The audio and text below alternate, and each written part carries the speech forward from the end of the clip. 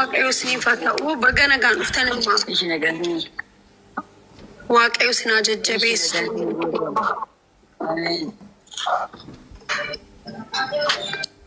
Yaada keessan ibsachuu dandeessummaa as jalatti nama hedduutu isin dhaggeeffachaa jira. Jawaani machuu barbaadu. Waa'ee machuu barbaadu. Haasa'a. Biyya Itoophiyaa, Oromoo fi biyya alaa kan jiratanii mucaa koo kabajaa fi ulfinaan kan naaf fiddanii mana kootti galchitanii owwaalladhee fi baay'ee isin galateeffadhaa galanni isiniif haa ta'u jedha. Itti dabalee immoo ani humna hin qabu jireenya isheen keessa jiraattu akka ishee itti miidhamtee rakkoo isheen keessa galtee ani waan hin beeknee fi qabeenyaa ishee lafa hin beeknee fi ani wallaaltudha waan hin ta'e waan hin beeknee fi galfata godhee isinitti kennadha. Caalaa moo waan isin ejjinaa ta'uu hin qabu.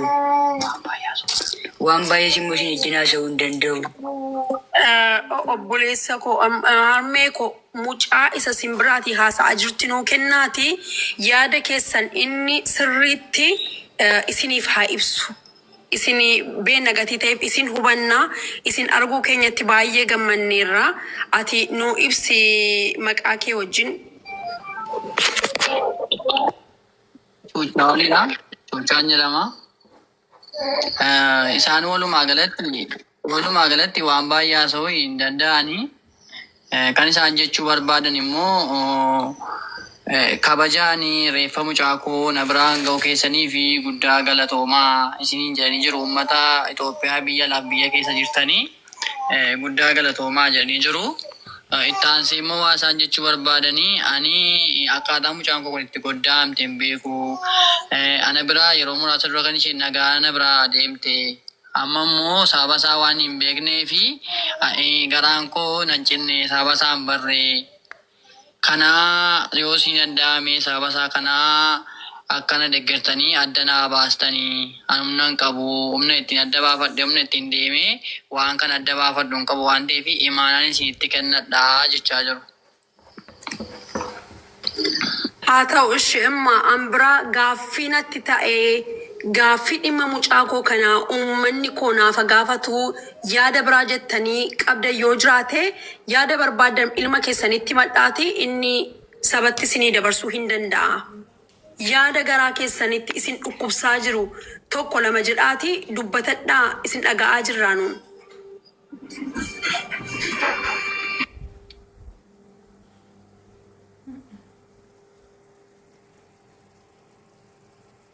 Kana booddee waan jedhu hin qabu. Waan dubbadhu hin qabu. Waan dubbadhu hin qabu. Eshi obbolaan boonii si bira jiru namni biraan jira si bira. Yeena bira jiru akkamiin beektaa sooyyee? Oko. Akkamiidha jaartiin amma jira mitiire amma kanatti haasa'uudhaaf xiqqoo hin rakkisaa. Nama jechuun nama miidiyaan kunis waan kun haaraadha jechuun biyaansi silkiimti kun iyyuu isaaniif haaraadha sii gala mitiire.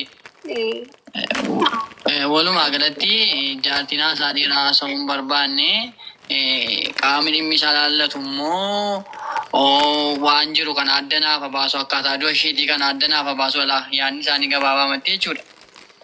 Akkaataa du'a mucaa kooti kana adda naaf baasu. Akkamitti akka ishiin of goddaate maaliif akka ishiin of goddaate adda naaf baasu. Uummanni kun immoo na bira dhaabbadhaa waan dandeessaniin na bira dhaabbadhaati adda naa baasaa rakkoosaa kana adda naa baasaa jechaa jirudha. Tole ishee hin ga'a obbolaan ishee biraan jiru yoo ta'e gaaffii qaban yoo jiraate hin qabanis yoo ta'e deebii barbaadan kennuu danda'u. Obboleessi jira na biraa kan Eshi haadha keenyaatiin illee nu jiraadhaa umurii nu dheeradhaa nuti illee hamma dandeenyuun akka dhala keessanii yoo isinii ta'uu baanne illee hamma dandeenye uummata faana wal qabanne isin bukkee jirraa. Isin amma kana of miitanii gadda keessa amma kana of buustanii akka of miitanii hin barbaannu isin nu barbaachistu nu jiraadhaa umurii nu dheeradhaa haadha keenya unuuf isin booniif qofa otoo hin taane unuuf illee haadha. Unuuf warra isin bira jiruuf warra isin dhagaa jiruuf.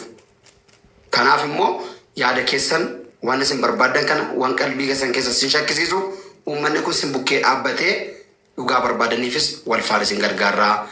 Dadhabina isin bukkee jiru sun hundumayyuu nuti harka mirgaa taanee akka booniitii yoo ta'uu baanne akka boonillee isinii yoo guutuu dadhabnillee waan barbaachisu hundumaa sin bira jirraa jechaa jiru uummanillee isin immoo unuuf jettanii ijoollee keessan kanaaf jettanii ijoollee biyya keessaa biyyadhaa ta'anii sin faana dhiphatan kana ilaaltanii akkasiin nu jajjabaattan barbaadna si haadha koo. Ishi galatoomaa. Galatoomaa waaqayyoo sin haa jajjabeessu. Kana caalaa harka keessaa haa qabu sin jechuu barbaannaa saba keenya bakka buunee isin duukaa jirra.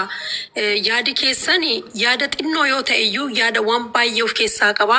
Kun immoo sabaaf sablammii isin jaallatan hundumaa fi gaaffii kana gaaffiitiin hin gaafatamaa isiniin jechuun barbaada. Gadda keessan irraa kaatanii galateeffachuufis haa ta'u haqa mucaa keessan barbaaddachuuf as baatanii nu haasofsiisuu keessanii fi hedduu nu galatooma. Waaqayyo sin haa eebbisu, umurii dheeraa jiraadhaa, ijoollee baay'ee qabu. Shuni tulfaata malee akka natti mana taasaa turanitti tokkommoo lama mucaa kana eessa akka isheen jiraattu mana isheen keessa jiraattu hin beeku. Maal akka ishee qabeenyi ishee maal akka ta'e eessarra akka ga'e maalirra akka ga'e ani hin beeku.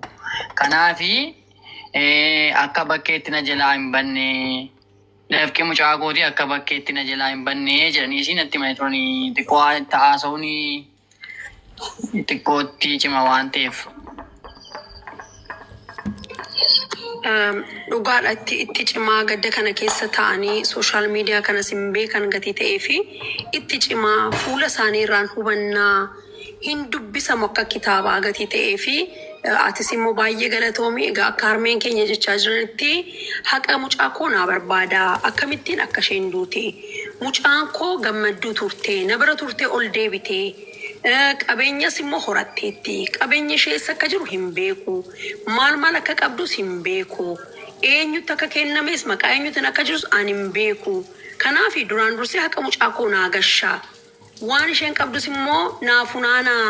Mucaan koo rakkattee bakkee teessee kophee xaraddee rakkina baay'ee argitee narraa addaan baatee waggaa hedduu turtee qabeenya kana horattee gaa'ela dhaabbattee mucaa koo gammadduu isheen beeka malee of balleessitee ishee hin beeku. Kuni anaan akka bakka kanarra bu'ee jechaa jiru jechaadha. Haadha keenya irraatii kana dubbisaa jira hundi keenya iyyuu. Kanaaf rakkoon tokkoon jiru sabi keessanis hin dhaga'eera muyyee. Waaqayyo haqa ishee sin barbaada. Waaqayyo argeera. Waaqayyo duwwaan isiniin immoo sin haa jabeessu. Rakkoon tokkoon jiru qaamni ilaallatu as jala namoota hedduu jira, namoota gurguddoo jira, namoota seeraa, poolisoonni, namoonni qaama seeraa sirriitti beekan jiru, namoonni qabeenya boonii beekan jiru, hiriyoonni ishee jiru. Kun egaa ispeeshaalii naannoo boonii namoota jirtanii fi dhaamsa guddaadhaa isiniin jechuun barbaada. Amaanaa haadha keessanii kana galmatti godhaa. Harmeen keessan amaanaa isinitti kennatteetti fuula ishee dubbisama gatii ta'eef akka kitaabaa fuula kana ilaalaa haqa obboleettii keessanii barbaada isiniin jechuun barbaada. Yaada dabalataa yoo jiraate itti dabalaa warri mana keessaas. Dura maazarii keenya waaqayyoon isin haa jabeessu. Hunda caalaa booniin darbiteetti, booniin deemteerti. Isin jabaachuu qabdanii.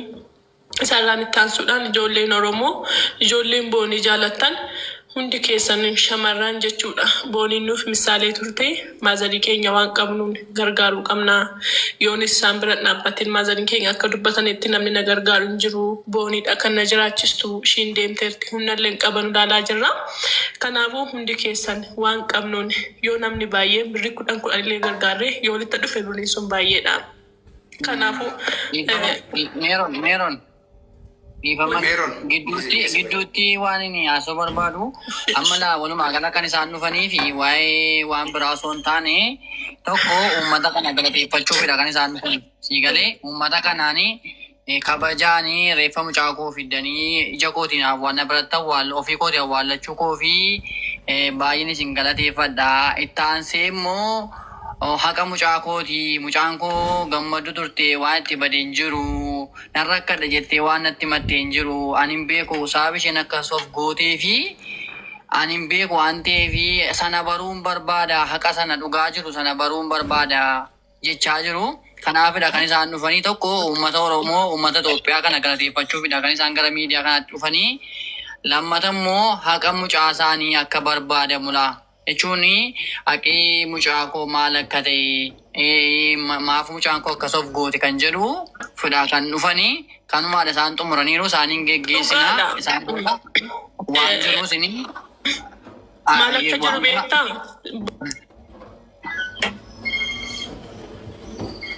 Doktor. Baca itti fufaa. Yes.